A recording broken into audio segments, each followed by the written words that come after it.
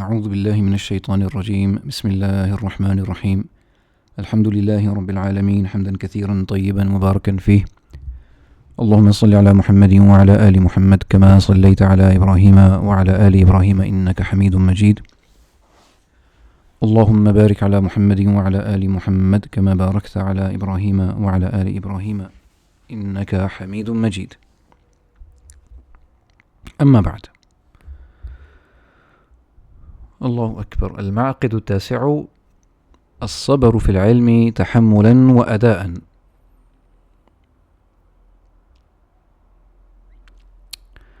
Ninth principle, the foundation in the pursuit of knowledge is الصبر في العلم. الصبر في العلم, patience in knowledge. تحملا وأداء. تحملا وأداء. تحملا in attaining it, in acquiring it, in taking it on. وأداء and giving it. So attaining the knowledge, acquiring the knowledge, and then delivering it. Being patient in on both ends. One, in receiving the knowledge, be patient, and then when you deliver the knowledge to others, be patient with others, with the students, and the tarbiyah, and so on and so forth. الصبر في العلم تحملا وأداء. The sabr is upon knowledge, تحملا وأداء, in receiving knowledge, attaining knowledge, acquiring knowledge, and then delivering it to others and teaching it. Allahu Akbar. إذ كل جليل من الأمور لا يدرك إلا بالصبر. إذ كل جليل من الأمور. This is the case is because كل جليل, everything which is lofty from the affairs of the from the affairs, from the things, from the actions that people engage in, anything that is lofty from the umur, لا يدرك إلا بالصبر. It is not acquired, it is not found, it is not attained except with الصبر, with patience.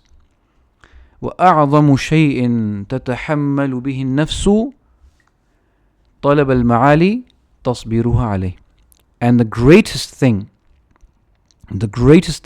أعظم شيء تتحمل به النفس, that the nafs, the soul, it goes through, right? It is the soul, that it can endure.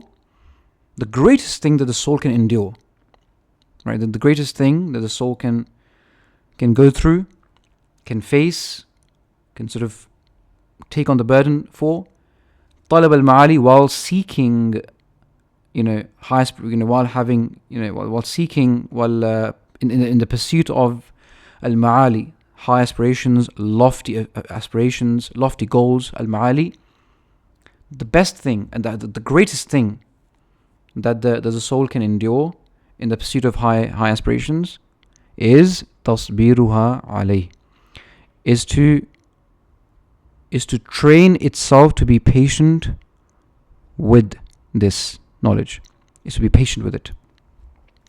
So تصبيرها, the greatest thing that the soul finds difficult is tasbir. Tasbir is to train something to be patient. So tasbiruha, ay the training of the soul to be patient, alayhi, ay upon the search of these ma'ali, these high aspirations. The training of the soul to be patient, the training of the soul to be patient and persevere, to be patient and persevere upon this pursuit, this journey in the pursuit of high aspirations. Subhanallah. So the greatest thing that the soul can endure in seeking high aspirations, seeking high goals, lofty ambitions, is to train itself to be patient upon this path. وَلِهَذَا كَانَ الصَّبْرُ وَالْمُصَابَرَةُ مَأْمُورًا بِهِمَا. It is for this reason that patience, as-sabr, wal-musabara. Musabara is perseverance. So sabr refers to patience, the ability to endure difficulties and delays without becoming, upset or anxious and putting up a show about it and so on. So being patient in yourself. And musabara is to persevere, is to maintain a steadfast effort and continued diligence in the face of ongoing challenges or hardships. As-sabr is patience by itself, in yourself and by itself, the virtue of being patient. But musabara is when two things are interlocking with each other. It's on one end it's you, and on the other end are the challenges that are confronted by you. So these two things are essentially engaged together, right? And musabara from your end will be to be steadfast in the face of these confrontations, in these difficulties, that you keep going, right? You continue your diligence, your hard work in the face of these hardships. Okay, that's musabara.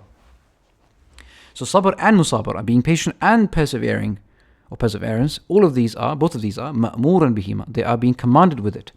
لتحصيل أصل الإيمان, for acquiring, for attaining the root of al-iman, the asl of iman. Taratan sometimes, وَلِتَحْصِيلِ كَمَالِهِ تَارَةً أُخْرَى, and for the attainment of the perfection of iman some other times in the Quran. Okay, so the Quran, in the Quran, Allah Azza wa Jal, He commands with sabr and musabara.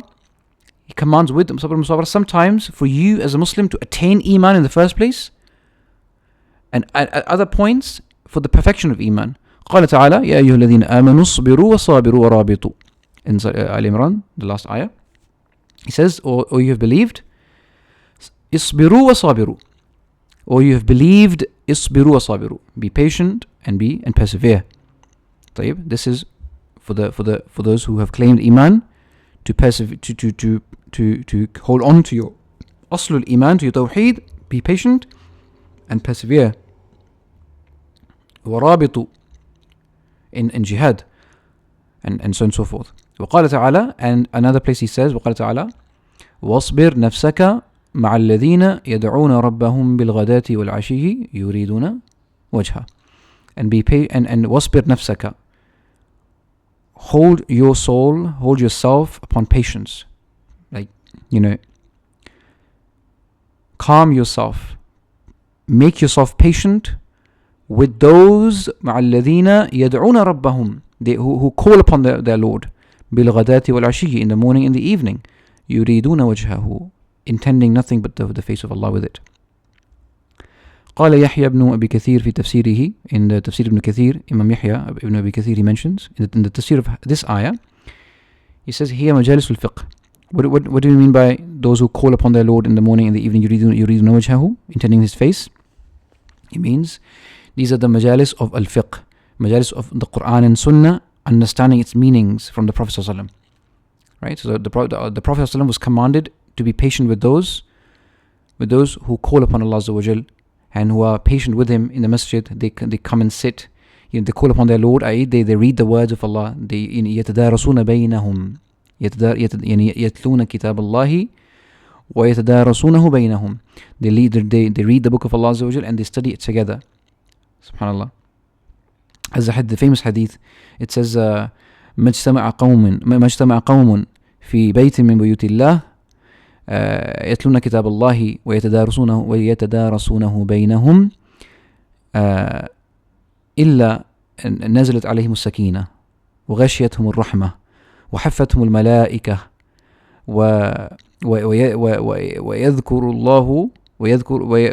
ويذكرهم الله في من عنده وذكرهم الله في من عنده, كما قال صلى الله عليه وسلم.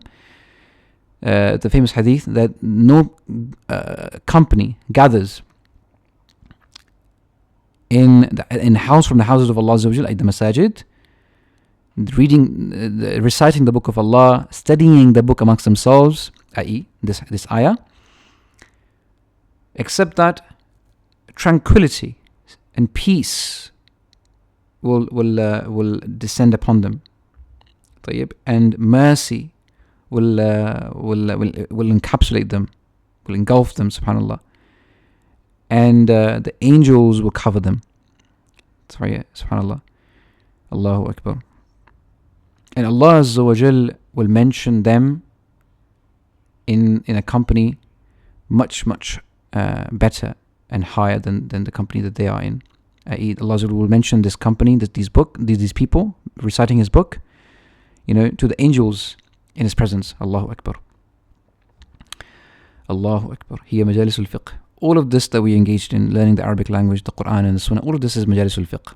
But fiqh as a subject is something separate. That is part of it.